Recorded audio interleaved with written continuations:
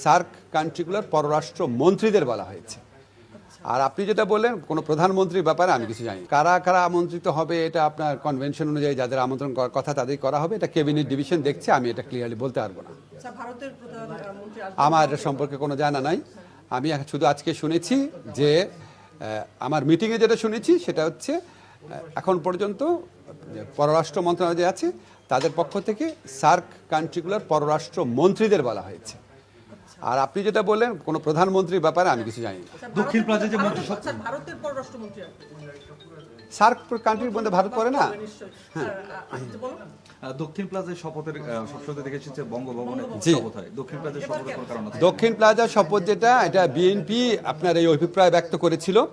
আমার ধারণা যেটা সেটা হচ্ছে যেহেতু আমাদের এই সংসদটা একটু ভিন্ন, আমরা জুলাইয়ে ছাত্র জনতার যে আত্মত্যাগ, এই গণ অভ্যুত্থান, অনেক আত্মত্যাগ, অনেক কষ্ট, অনেক বেদনা, অনেক আপনার প্রাণহানি বিনিময়ে আমরা এই সংসদ, তো এইটাকে আর তাছাড়া এই সংসদ প্রাঙ্গণে আপনার অনেকগুলো ঐতিহাসিক ঘটনা ঘটেছে। আপনারা জানেন জুলাই ঘোষণা, জুলাই সনদ, এই দুটাকে ঘিরে যে অনুষ্ঠান সেটাও সংসদেই আপনার আয়োজন করা হয়েছিল। এই সংসদে সাউথ প্লাজাটা আমাদের কাছে আরও বিভিন্ন কারণে স্মরণীয়। আমাদের প্রয়াত নেত্রী বেগম খালেদা জিয়ার জানাজা হয়েছিল, এটার পাশে জায়গাতে আমাদের যে সবার প্রিয় শহীদ ওসমান হাদির জানাজা হয়েছিল।